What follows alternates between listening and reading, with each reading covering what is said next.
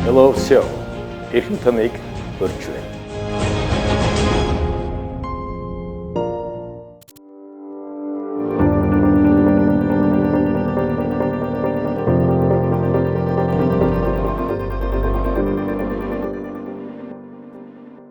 Өчигдөр их үзэгчтэй та бүхэндээ Hello SEO буюу сайн уу захирлаа. Өнөөдрийн энэ зочноор ард санхүүгийн нэгдэл хувьсгал компани гүйцэтгэх захирал ноён Чулууны Гамыг оролцож байна. Сайн байна. Сайн байна. Арай минь. За тэгэхээр хоёулаа юунаас эхлэвэ гэвэл өнөөгийн санхүүгийн байдал. За тэр дундаа санхүүгийн салбарын өнгө төрхийг тодорхойлж захирлуудын нэг өөрөө алдаа оноо юу вэ? Ер нь энэ өнөөгийн санхүү салбарыг хөгжил ямар төвшөнд явж байна? Цаашид ер нь өөрийн чинь зөвхөн өөрийн чинь бодлоор, хувийн бодлоор ямар байвал илүү агцтай вэ? Яг банк санхүүгийн салбар бол Монгол улсад сүүлийн 30 жилд бол нэлээд агцтай дэвшилтэд яваад ирсэн. За тэрэнд бол хөрөнгийн бирж, банк санхүүгийн компани, хадгалам зээлийн оршоо, за мөн одоо төр засагт сангийн яамд нь ажиллаад яваад ирсэн хүний хувьд бол мэдээж хэрэг баярлалдаг, бахархдаг. Нөгөө талаасаа бас хийчих юмсан, дуусгачих юмсан. Дэлхийн түвшинд гаргаад хөгжүүлчих юмсан гэж бодож явдаг зүйл бол зөндөө байна. Тэгэхээр сүүлийн үед бол ард санхүүгийн нэгдлийн хувьд бол одоо энэ даатгалын салбар, мөнгөний банкны зах зээлийг хөрөнгийн зах зээлтэй холбох ажлууд дээр нэлээд их анхаарч ажиллаж байна. Тэгэхээр манай хэд хэдэн компани одоо хөрөнгийн бирж дээр хувьцаагаа гаргасан, эсвэл гаргах бэлтгэлээ базаагаад байж байна. Улс төмний хувьд бол мэдээж хэрэг нэг санааг нь зовоодож ирсэн нэг асуудал бол энэ ховчлолын асуудал байдаг. Тэгэхээр ховчлол дээр бид нар бас тодорхой хэмжээнд салхийг хаглаад олон төмөнд ховчлолыг нээлттэйгээр шударгаар одоо явуулж болох юмаа гэдгийг бол харуулад Монгол шууданд хөрөнгө оруулагчдыг одоо урайлж дагуулад олон зуун хүн ороод өнөөдөр ашиг шимээ хүртээд ингээд ажиллаж байна. Ховчлын ач холбогдлыг хүмүүс бол энэ ховчлаар бол ойлгосон. Тэгээд хувийнхээ хувьд бол мэдээж хэрэг одоо миний ажилласан засгийн газраас гаргасан тэр 1072 ширхэг хувьцааг ард иргэдэд эзэмшүүлэх асуудал байдаг. Тэрнийг одоо гүйцэлдүүлэх талаас нь бол бас хөөцөлтөд ингээд ажиллаад байна тийм. Тэр ингээд бодоход баг залуугасаа энэ банк санхүүгийн салбарт ажиллаж туршлагачиж мэрэгдсэн байгаа. Тэгээ одоо зүгээр ингээд бодоход хөгжлийн алтан сан, хас банк, ард санхүүгийн нэвтрүүлэгт одоо хувийн секторт удирдах албыг нэлээдгүй ашиж байгаа. Тэгэхээр мэдээж аливаа имийг бүтээж зарахад алдаа оноо, саад бэрхшээл зөндөө байдаг. Энэ саад бэрхшээлс гарах жишээл бол за магадгүй стратегийн бодлогоч ингээд явж байхад гинт дундуур нь одоо шүүмж янз бүрийн отказууд их орж ирдэг. Энэ тал дээр өөрөө ч ярьсан юм. Яг залуучууд бол ер нь яаж компаниг босгох вэ? Яаж амжилттай удирдах вэ? Яаж одоо лидер манлайлагч болох вэ гэж зөндөө асуултууд байдаг. Мэдээж хэрэг уухгүй байх хэрэгтэй, шантардаггүй байх хэрэгтэй, алдаанаасаа суралцдаг байх хэрэгтэй. Нөгөө талаасаа харьцаж байгаа хүмүүс, сайн төр засагч ажиллаж байгаа хүмүүс л байдаг гэдгийг санах хэрэгтэй. Тэгэхээр хүмүүстэй харилцах, түүнд өөрийгөө итгүүлэх ур чадварыг бол эзэмших зайлшгүй шаардлага бол гарч ирнэ. Зүгээр одоо нэг хүнтэй ингээд нүүр нүрээ хараад ингээд харьцахаас гадна ер нь энэ олон нийтийн дунд тодорхой хэмжээнд имиж бүрдүүлэх, олон нийтийн дунд одоо тодорхой брэнд, маркетинг, PR явуулж иж бас одоо ажлуудаа бүтээх, амжуулах тийм шаардлага бол зайлшгүй гарна. Миний хувьд бол яг анхны банк ус санхүүгийн компани, за анхны хадгалан зээлийн оршоо, тэгээд энэ банкыг байгуулахдаа их залуу байж алдсан онсон зүйл бол зөндөө байдаг. Гэхдээ ямагт бол хин ч урд нь одоо явж байгаагүй, хийж байгаагүй одоо тийм гаргацсан замгүй газраар туугаад ингээд шинэ гаргалгаа тий гаргаж нэгтний ёсны одоо замч, тугч байдлаар ингээд ажиллаад ирсэн хүний хувьд бол одоо алдах бол зөндөө байдаг баг гэж боддог. Хамгийн сүүлд хийцээ алдав. Гэхдээ одоо яг хамтлагээс илүү алдаа гаргалаа. Алдаа бол ер нь зөндөө гарна да. Ялангуяа энэ нөгөө хамт олон дундаа одоо харьцаан дээр би бол өөрөө их хурдтай шийдвэрүүд гаргаад тэгээ тэрийг адилхан хурдаар хэрэгжүүлэхийг шаардаад явцдаг. Тэр маань бол нөгөө талдаа манай залуучууд бол миний одоо талаар буруу ойлголтыг их өгдөг. Тэгэхээр юу хийх гэхээр хүмүүс надаас ихэнхдээ айдаг залууч бол одоо тий бид нар тэгээ саналаа хэлж чадхаа болчлоо. Дууга одоо 100% ингээд робот шиг тушаал биелүүлдэг хүмүүс болчлоо гэдэг юм гомдлууд бол гарч ирдэг. Энэ бол өдөр тутмын асуудал. Тэгээ энэ дээр би одоо яг яаж зохицуулт хийхээ бол одоо хүртэл сайн учрыг олоогүй байгаа. Ягаад гэвэл энэ өнөөдрийн өрсөлдөөнтэй зах зээл дээр бол бид нар энэ олон банкуд, даатгалын компани, банк усууд, оршууд донд өрсөлдөж байгаагийн хувьд дээрээс нь технологи өдөр тутамд ингээд нүд дэрэмхийн зур өөрчлөгдөж байгаа үед бол бид нар яаж илүү хурдтайгаар шинэ бүтээгдэхүүн, шинэ үйлчлэгээ, шинэ сувг нэвтрүүлэх вэ гэдэг ингээд явж хахад мэдээж хэрэг нөгөө хойно ажиллаж байгаа миний энэ багийн хувьд бол нэлээд хүн дээр тэр асуудлууд бол тусдаг болов гэж бодож байна. Гэхдээ аливаа амжилтанд бол мэдээж хэрэг өн өртөг гэж байдаг. Тэр нь бол нөгөө хүний өртөг байт юм болов гэж бодож байна. За үнэт цаасны зах зээл, за хөрөнгө оруулалт, мэргэжлийн хөрөнгө оруулалт, банк санхүүгийн төлбөр тоолох, захин болоод гэдэг одоо юмуд одоо байна. Хамгийн сүүлд бас энэ coin гэдэг бас нэтрээд хэлж байна. Энэ тал дээр өөрөө чинь зөвхөн яг тэр нэг coin гэдэг юм дээр хоёулаа зөвхөн барьцтай аваад ингээд нэг үзье л да. Зөвхөн энэ дээр өөрөө чансын стратеги бодлого. Мэдээж одоо стратеги бодлого хүн болгоо ингээд нэг яриад дэлгээд ахах тийм бол нэг сэн. Зүгээр яг өөрөө зүгээр яг стратеги талаас нь биш юм аа гэж зүгээр хувийн талаас нь нөгөө coin биш юм уу одоо яг энэ цаасны зах зээлийн тал дээр ямар зэрэг. Ер нь бол энэ биткойн гараад сая 10 жилийн нөр үзлээ. Өнгөрсөн 10 сард. Тэгээд хүмүүс бол энэ бол зүгээр нэг төр зургийн үзэгдэл гэж бодож байсан бол тэд нар андуурчаа гэдэг бол ойлгосон баг. Өнөөдөр биткойн $6,500-тай за сүүлийн 8 сар ингээд доктортой байгаад байна. Тэгээд дараа нь бол мэдээж хэрэг хүмүүс би нөгөө 2 жилийн өмнөөс ярьж эхлэхдээ л хэлсэн зүйлээ хэлнэ. Энэ дээр бол болгоомжтой хандах хэрэгтэй. Алдах хэмжээнд л хөрөнгө оруулалт хийх хэрэгтэй. Хэрвээ хөрөнгө оруулалт хий гэж байгаа бол одоо хөрөнгө оруулах цаг нь мөн байж магадгүй. Гэхдээ хийчихэд 3-5 жил огт бодохгүй, мартахгүй.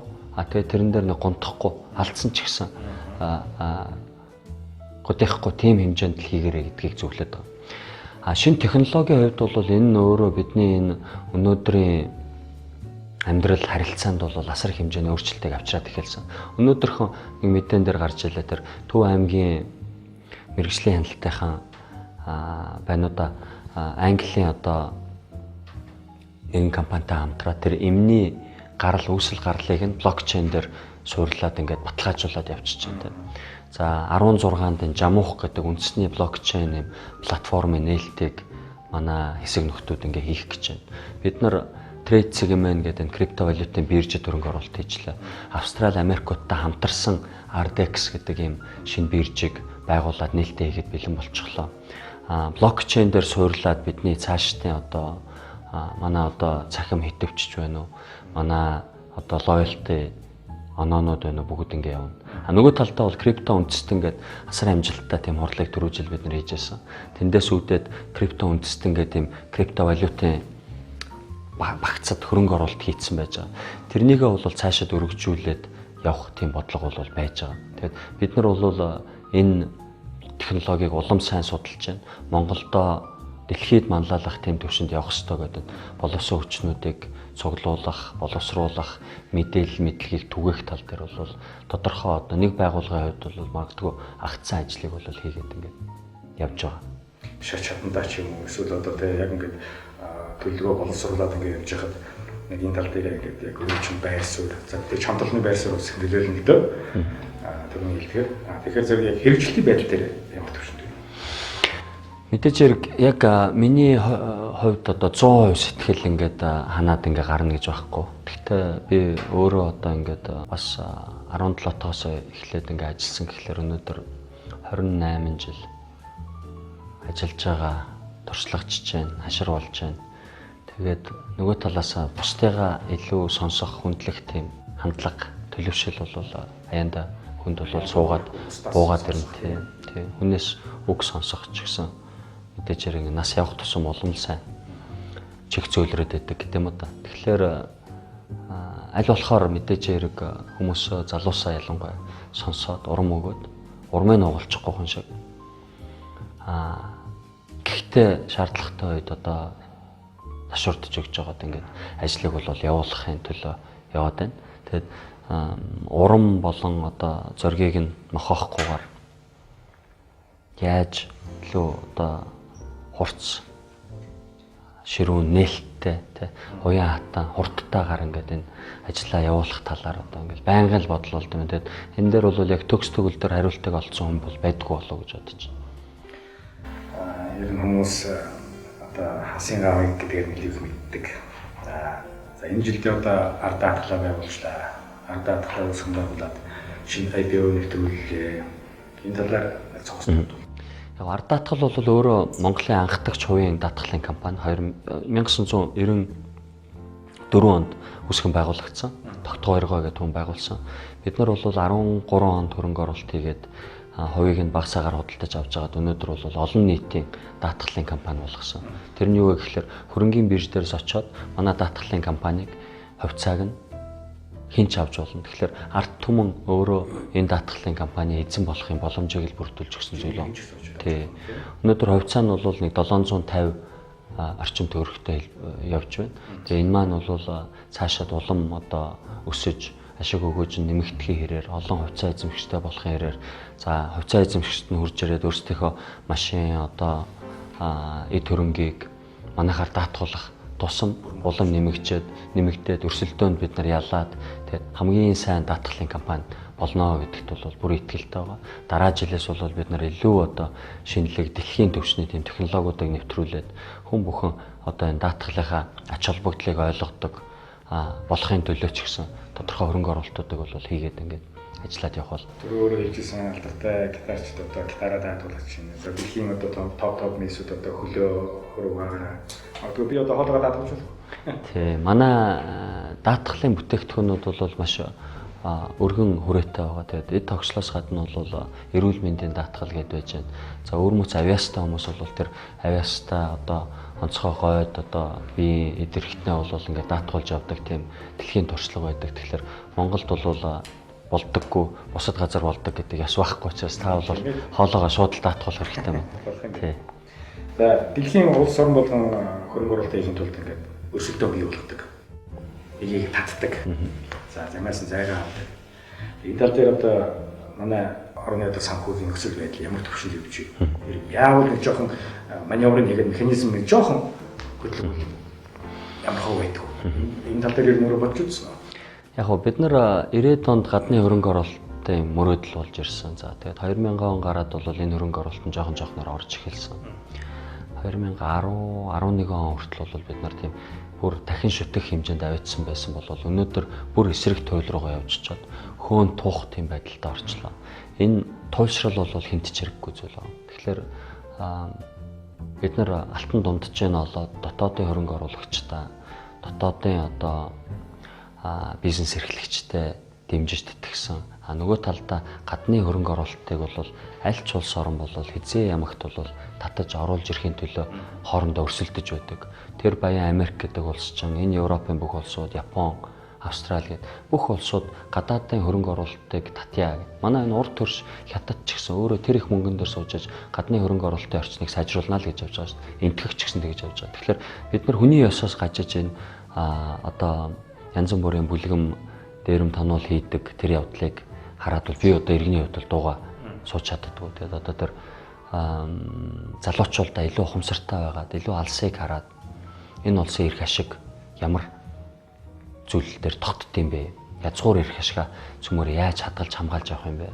Бид баян чинээлэг байж аж олон улстай тэгш харилцаатай болж байж гадны их хөрөнгө оруулалтыг татаж оруулж ирж байж бид нар тусгаар тогтнол эрх чөлөөгөө хадгалж явах тийм боломжтой нөхцөл байдалтай болсон. Аль ч улсад тийм нөхцөл байдал байдаг бол Монголын хувьд бол бүр тэр тусмаа илүү чухал. Яг гэвэл бид нар хоёр том агуу том тийм хөршийн дунд ингээ хавчаастай байж байгаа учраас бол эндээ их тэнцвэртэй зөв бодлогыг явуулж ялангуяа Европ, Америк одоо 3 дахь гэж хөршийн гэж нэрлэдэг байдаг хөрөнгө оруулагчдыг бол ямагт дээдэлж, ямагт урин дуудаж, оруулж ирж тэдэнд ажиллана гэдгээсээ гадна мөнгө оруулж ирнэ гэдэг бол энд амьдрна гэсэн үг.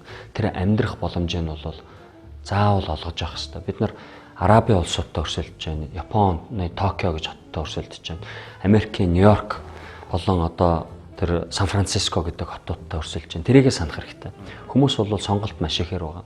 Зөвхөн манад одоо хурж ирээл хүмүүс баяжаал бид нарыг шулаал үлжөөл явцдаг гэж зүйл байхгүй.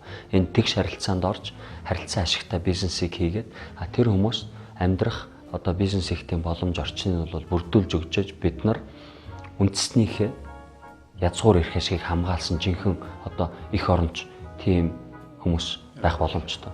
Зүгээр эмчээ ирсэн зочныг барьж аваас ихсрэх бол амархан энч чадна. Тийм байдалд бол залуусайгаа урайлан дуудсан хүмүүсийг бол би эх орныхоо эрх ашигаас урвсан хүмүүс л гэж боддог. Зүгээр төгс өгөхөд ингээд бодохоос би яриандаас чинь бодлоо л доо 1800 оноос 1900 оноос Франц, Лондон, Америк ингээд харахад даатгалын компаниуд, хувийн брокерийн хөөсүүд, хуулийн товчоонууд ингээд ихээр гарч ирсэн. Одоо тэрийг анх үүсгэн байгуулж ирсэн одоо Лорд Хинчвейдийн, Майкл Хинчвейдийн гэдэг бүгд одоо том гүрнүүд одоо бүхлөдийн том банкны одоо тийм уйдмаараа ингээд дамжиж явсан. Гадны ямар нэгэн туршлага байлаа гэхэд сая өөрөө хэллээ л одоо гадны юунд дээр бид нар ингээд очиод арилжих бид нар ингээд юм явуулах зөрөгтэй ийм алхамтай ийм чадaltaй байх хэрэгтэй. Одоо 9 жилийн өмнө л Канадын Торонто дээр манай Монголын нэг имийг бас ингээд нэг арилжаалаа нэгдсэн нэг тийм асуудал байсан тийм ээ. Ер нь гадаадын түншүүд хэр харьцаж байна. Өөрөө гадаадын түншүүдийг ер нь тэднээс ингээд авах юм бол маш их байдаг л да. Энийг одоо яг хэрэгжүүлээд Монголын нөхцөлд хэрэгжүүлэхэд хүмүүс үгүй явж чадвар ойхомсорт ямар хөдөлгөөнтэй байдгийг. Би хөгжлийн алтан сан хас банкыг байгуулад анх явж байхад бол гадныхнаас нэг талаас бол мөнгө нь хэрэгтэй байсан, нөгөө талаас бол тэдний туршлага мэдлэг хэрэгтэй байсан гэдэг үднээс бол асар их хэмжээний хөрөнгө оруулалтыг 99 оноос хойш бол ингээ авсан. Яг өнөөдөр ард санхүүгийн нэгдлийн хувьд бол өнөөдөр бидний хийж байгаа зүйл бол монголчуудынхаа төлөө гэдэг тийм уриал лозунтай явж байгаа. Хөрөнгө оруулагч үндэстэн болёо. Өнөөдөр энэ банкуд дээр бол гадны эзэн хэрэггүй. Мөнгө хадгалж нөгөө талд нь зээл өгөхөд бол заавал одоо гадны туршлага хэрэггүй болчихлоо. Бид нар өөрсдөө хийгээ сурчлаа. Би ч гэсэн одоо карьераа энэ зориулаад хангалттай хэмжээний туршлагатай болоод гадаадад очиод лекц зөвлөгөө өгөх тийм хэмжээнд очичлаа. Тэ. Киргиз одоо энэ зүүн Европын улсууд Германд очиж лекц уншичаалаа, консалтинг хийжаалаа. Урд хөрштэй хөрөнгө оруулалт хийсэн анхны Монголын банк санхүүгийн байгууллага болсон. Тэгэхээр энэ дээр бол хэрэггүйгээд энэ ард санхүүгийн нэгдэл дээр бол өнөөдөр 5000 орчим иргэд монголчууд хөрөнгө оруулагч болсон байгаа. Тэгэхээр миний энэ хийж байгаа ажил бол арай өөр зорилготой байгаа юм шүү.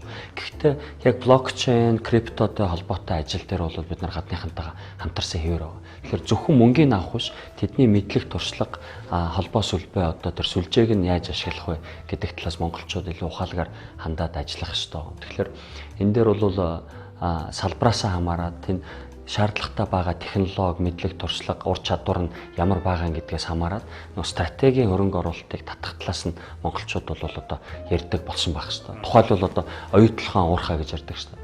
Оюутлахаан уурхайг Rio Tinto-гоос ухах компани дэлхий дээр өөр байхгүй. Яг гэвэл энэ километр 300-400 км-ийн доор нарийн юм хоолоогоор ороод газар доор үйл ажиллагаа явуулж байгаа. Нарийн технологи. Тэгэхээр бид нар бол өөрсдөө арай инженер, гинэндүү одоо мэдлэггүйгээсээ болоод гинэндүү байдлаар сэтгэдэг хүмүүс манай нийгэм зөндөө байна. Тэрэн дээр нь тоглолт хийж байгаа хүмүүстээр л би жоохон харамсаад байна. Тий. Тэгэхээр өнөөдөр эднийх бол зөвхөн мөнгөө гаргаад хөрөнгө оруулалт хийж байгаа юм биш шүү. Энд чи 5-6 тэрбум доллар тэгээ зарцсан биш. Нөгөө талдаа тэр оруулж ирж байгаа технологи нь тэдний цуглуулж чадж байгаа инженерүүд, менежмент одоо ямар байна гэдгийг бид нар харах хэрэгтэй. Монгол залуучууд асар их юм сурж байна.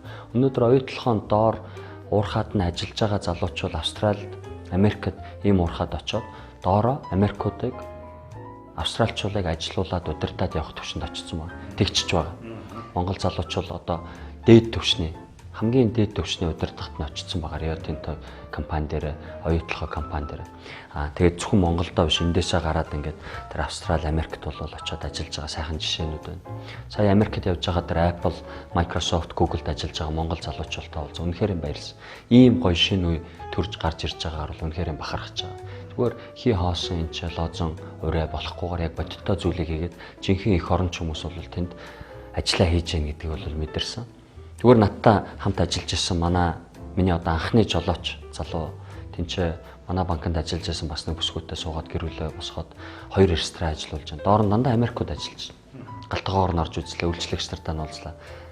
Нэг ганц 2 монгол залуугаа яг нөгөө Аз гэдгээр нэг аваа ажиллуулж. Гэхдээ тэнд ажиллаж байгаа 20-30 хүмүүс нь бол дандаа Америкууд, Мексикууд тий.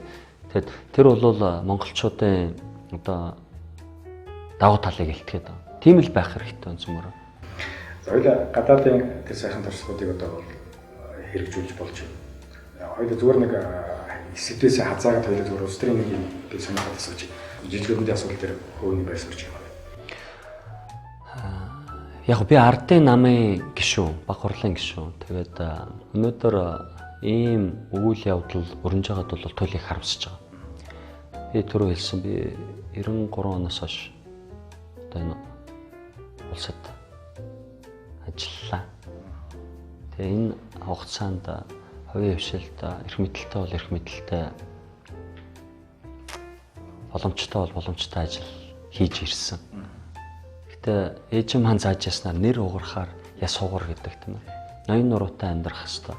Тэгээ зөвхөн өнөөдрөөр биш ирээдүйд бид нар чинь үр хүүхэдтэй ямар нэр нүртэй энэ улсаа үлдээх хүлээ гэдэг ингээд бодож авах хэрэгтэй гэдэг бол багасаа ойлгосон учраас бол одоо аливаа тендерт нэр холбогдож үзээгүй, аливаа засгийн сангийн зээл авч үзээгүй, ахвал хэл ахвал өгөх авахтаа орооцож үзээгүй ингээд амьдарч болдгийн гэдгийг хэлэн ташин бас энэ нэвтрүүлэг үзэж байгаа залуучууд та хэлчмээр байгаа.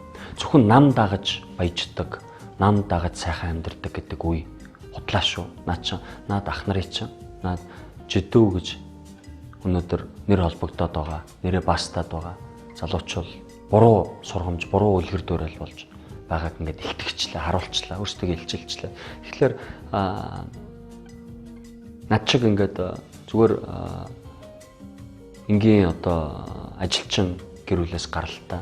Гэхдээ ээж аав маань сэтгэлээр зөв хөрөнгө оруулалтыг хүүхдүүдтэй ингээ хийгээд яваад тэр үнд зүйлийг төлөвшүүлсэн болвол ингээд амжилттай явж болдгийг харуулсан олон мянган залуучууд байж байна. Би сая Америкт байгаа монголчуудыг л энэ чинь надтай хамт ажиллаж байгаа 21-т 22-т миний удирдах байгаа компаниудаас удирдаад явж байгаа гүйцэтгэх захирлаар нь ажиллаж байгаа залуучууд байна 22-т.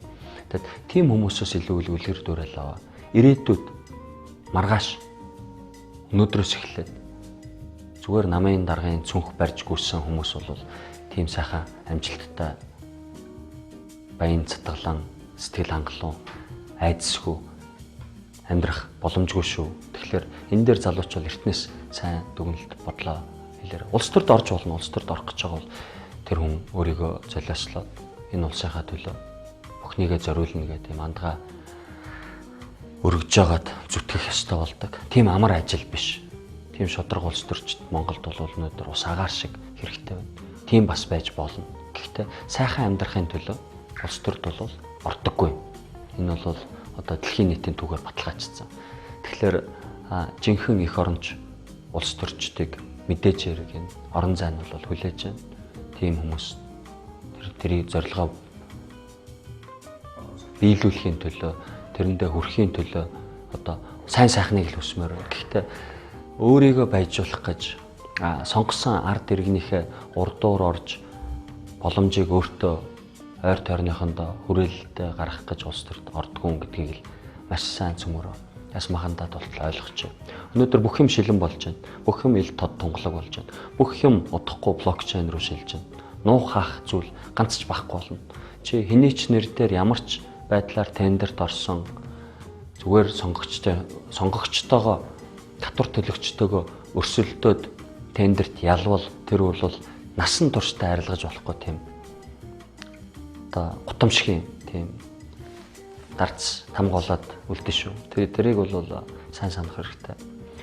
Яг нь надад хүмүүс янз янзаар шоолдог, доголдог, доромжилдог. Гэхдээ намайг хинч хулгай хийсэн, хинт ч худлаа хэлсэн гэж гүтгэх боломжгүй. Альч тендерийг авсан гэж хэлэх боломжгүй. Тэрнгээрээ би бахархдаг. Алдах онох бол хүн болгонд бол байна. Санаатаа санаандгүй алдах зүйл. Гэхдээ худлаа ярихгүй, хулгай хийхгүй, хүн алчихгүй. Яг зөв нэг чигтээ тийм ээ. Тэр улсад өгөх ёстой юм өгөөд, татварын цаг хугацаанд нь өгөөд ямар нэгэн байдлаар нэрээ тийм мөнгө санхүүтэй холбоотой асуудалд орооцолтолохгүй явчих нь бол хамгийн зөв зүйл. Баярлалаа. Өөрөж яг зарчмын байр суурийг бас сонсоё гэж бодсон. Хоёул улс төр энэ юу нас жоо холбоо.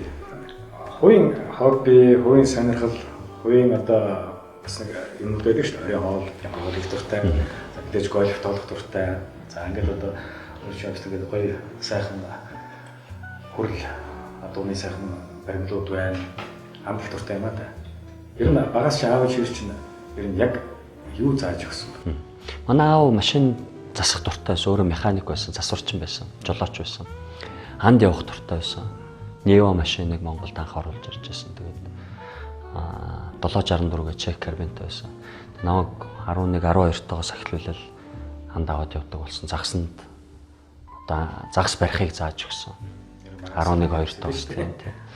Тэгэд би бол харамсалтай нь тэгж их орхосдгүй. Нөгөө талаасаа бол надад ямар ч тийм бололцоо байдгүй. Тэгээд гольф ч гэсэн одоо сүүлийн 5 жил баргалж оролцсонгүй. Тэгээд хүн бол нөгөө сонголтуудаа хийгээл явах хэрэгтэй болдог. Сонголт хийхлээр бол нэгийг аваад нөгөөдгийг хайдаг. Тэгэхээр би зүгээр хүн энэ амьдралаа бол болж байгаа дээр нь чадж байгаа дээр аз жаргалтай амьдрах хэрэгтэй гэж боддог. Тэгээ би 20 настайдаа аз жаргалтай байсан, 30 настайдаа аз жаргалтай байсан. Өнөөдөр 40 настайдаа аз жаргалтай явж байна.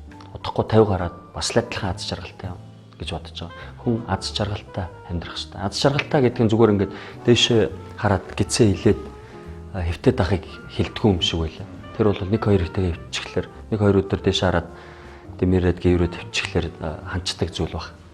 Тэгэхээр аз жаргалтай байна гэдэг маань бол өөрөө завгүй бах, хайртай дуртай хүмүүсийгээ дунд бах, хамт олон дундаа бужигнах, амжилт бүтээлээр гайхуулах. Тэгээд эргэн тойрондоо энэ орчиндоо нэг эерэг өөрчлөлтүүдийг гаргаад энэ нийгэм энэ хүнд тодорхой хэмжээнд амьдралд нь тус болоод тэгээд шин мэдлэг боловсролыг олгоод өөрийгөө хайрлахгүйгээр ингээд одоо багш нь болоод ингээд яваад эргээд ингээ харахаар харамсах зүйлгүй явчвал аз жаргалтай хүнийг тэр нэрээр бахарх болдог тийм ээ. Тэрнгээр тодорхойлох болов. Ер нь амьдралаа би яаж амьдарч байгаа гэдэг ингээд дүгнэх цэгнэх болвол миний дансан тэдэн төгрөг байгаа. Би хідэн гоё машин унсан, ямар хувц сунаар эдэлж исэн, ямар их байшин сав худалдаж авч исэн гэдгээр хүмүүс ярихгүй сайнаар. Тэр хүн надад яаж тусалж, юу зааж өгч, юу хэцүү хүнд үед нь юугаараа хуваалцж гэдгээр нь үнэлээд дүгндэг учраас бол би эргээд ингээд одоо хэдэн жилийн дараа ч мэдэхгүй хол байгаа болоо гэж найдаж байгаа. Гэхдээ эргээд харахад бол ямар ч зүйлд харамсахгүй ганц ч одоо энэ амьдралдаа өнгөрүүлсэн өдрийнхөө төлөө харамсахгүйгээр амьдрчих юмсан гэж бодож явдаг. Тэгээд нэг үг байдаг шүү дээ. Маргааш үхэх гэж байгаа юм шиг амьдр гэдэг. Яг тэрийг бол ягштал нь биелүүлээд амьдарч байгаа. Баярлалаа. Хүүхдүүдэд өөрийнхөө мэргэжлийг өглөөлөх үү? Хүүхдүүд өөрсдийнхөө хүмүүжил аав ээжийн зааж өсгсөн тэр төлөвчлөөрөө явах уу? Ер нь хүүхдүүдийнхээ ирээдүг яаж төсөөлж байна? Би бол нэлээд гайгүй нээлттэй хүн гэж бодож байгаа. Тэгээд хүүхдүүд маань ер нь бол өөрсдөө амьдралаа сонгоод амьдраасаа л гэж бодож байна. Хинтээ амьдрах юм, яаж амьдрах юм, юу хийж амьдрах. Мэдээж хэрэг аав ээжийн хувьд бол хилж зөвлөж туслах юм бол гарч ирнэ. Гэхдээ хит тулахгүйгээр тэр хүмүүсийг миний аав ээж надад үнэт зүйл боломж олгосон шиг тэр үнэт зүйлийг суулгаж өгөө. Тэр боловсролыг нь олгож өгөө. Тэгээд гарах нь бол зүв зүйтэй болоо гэж бодож байна. Тэгээд хүүхдүүд маань захаасаа ингээд өөрсдөө харуулж байна л да. Тэгээд би тэрэнд их баяртай байгаа. Өнөөдөр ямар ч байсан хутлаа ярьдаггүй, хөдөлмөрч, хүнээс хулгай хийдэггүй, дайчин, шантардаггүй тийм хүмүүсийг ер нь гаргаад авах юмсаа л гэж боддог шин. Мэдээж хэрэг сэтгэлдээ бол хамгийн эхэнд энэ Монгол улсаа энэ ард түмнэ гэж боддог хүмүүс байгаасаа. Тэгвэл энэ нийгэмдээ энэ орчиндөө энэ ардынхаа дунд одоо жинхэнэ аз жаргалтай сэтгэл тэнүү бүрэн дүүрэн ингээд одоо цээж дүүрэн амьсгалаад ингээд харц дээгүүр нуруу зэгц зэх ноён нуруутай сайхан ингээд хүмүүс болоод амьдрах боломжтой болоо гэж бодож. Hello Show эрхэм таныг урьж байна. Яг нэг зүйл бол мэдээж хэрэг бид бүхний одоо амьдрал руу эргэлт туцалтгүйгээр ороод ирсэн. Тэр нь бол энэ сошиал медиа буюу Facebook, Twitter, Instagram ба. Тэгээд цагдаагийн байгууллагаас саяхан Арслан уяг гэдэг тэрнда тэр танихгүй мэдхгүй хүмүүсийг ер нь тэр найзын жигсаалтаас хасъя unfriend гэдэг хөдөлгөөнийг хөрнөлцтэй. Тэрний дараа бол энэ зөв бол гоё гэдэг цахим орчныг ингээд эерэг болгоё гэдэг юм хөдөлгөөн хөрнүүлсэн. Тэгээд энэ миний бодож явдаг санаж исэн зүйлтэй бас нэлээ төстэй. Мэдээж хэрэг хоёулаа ингээд суугаа ярихлаар энийг үзэж байгаа хүмүүс бас нэг бодол аваад ингээд авах гэх ухаанаар ингээд хандаад явчихдаг баг. Сошиал дээр ч гэсэн тийм байдаг. Гэхдээ сошиал дээр бол хүмүүс нөгөө ямар ч цензургүй явдаг учраас бол арай арай цэргүй би энэ рүүгээ дайрч тавьчлах явдал гараад байдаг. Бүтээлч бос байдлаар бүтээлч шүүмжил өрнүүлэх бол ямагт байх хэвээр. Ил тодор үгээ чөлөөтэй илэрхийлэх тийм нийгэмд бид нар амьдарч байгаа. Гэхдээ бидний өөр хүүхэд энэ Facebook дээр ч, энэ Instagram дээр ч, энэ Twitter дээр ч бидэнтэй мөр зэрэгцээд байж байгаа. Тэрэн дээр нэг жоохон цөмөрөө томчуулна, ухамсартаа хіднэ. Жоохон бие барихгүй бол би энэ рүүгээ одоо хэлэхгүйгээр ингээд дайрч тавьчлаад ямар ч үр дүн гарахгүй зөвхөн хэрүүл ингээд хэрүүл дээр энэ амьдрал тогтт юм гэдэг ингээд явхлаар бид нар хүүхдүүдээ өөрсдөө юм хэрүүлтэй юм хар ирээдүрөө түлхээд байна л да. Энэ зүгээр юм байна. Манай аав ингээд танихгүй өнөр ингэж дайраад байдیں۔ Тэгэхээр би ч гэсэн тэгэх ёстой гэдэг. Нөгөө нэг буддизмгээ бид нар яриад байдаг. Би одоо шүтлэггүй байж философт нэг дуртай. Тэгэхээр би байсан бол яах вүлээ? Яг энэ байдалд. Намааг ингүүл яах вүлээ гэдэг талаас нь цөмөрөө асуудал жоохон хандаад би энд арай жоохон найрсаг, арай жоохон хүндлэлтэй тийм байдлаар хандаж ажиллахгүй бол амьдрахгүй бол ер нь бол байдал айгүй хүнд хурц болж эхэлж байна. Өнөөдөр гарч ирж байгаа гэмт хэргийн тооч гэсэн өнөөдөр нэмэгдээд байгаа нь бол энэтэй шууд холбоотой болов гэж байна. Тэгэхээр эрх чөлөө гэдгээ бол нөгөө хүний эрх чөлөөгөр хязгаарлагдана гэдгийг бол бид нар ясмахандаа тултал сайхан ойлгоод тэрийг үгээ хэлээ жоохон цэгнж явах хэрэгтэй. Над руу дайрч болно. Гэхдээ дайрахтаа жоохон бүтээлч байдлаар дайрахгүй бол зүгээр нэг хараал урсгаад байвал тэр чинь та нарын ч хүүхдүүд уншиж байгаа, миний ч хүүхдүүд уншиж байгаа. Тэр хүмүүс хоорондоо цаашдаа харилцахад бид нар нэг анги танхим сууж байгаа хүүхдүүд бол хэцүү болчихж байгаа байхгүй. Тэг хүүхдүүдийн амьдралыг цөмөрөө бодъё. Өөрсдөө бод. Одоо бид нар бол яг юм аргалаа болчлоо гэж бодож байгаа бол. За баярлалаа. Эхэн үстэй Hello Show-гийн сайн үзэхлээ манай энэ шинэ зочноор ард санхүүгийн телевизэд компаниг үүсгэхээр ноён чулууны гамыг оролцлоо. Ингээд таны ажилд амжилт хүсье. За баярлалаа. Hello Show эрхэм таныг урьж байна.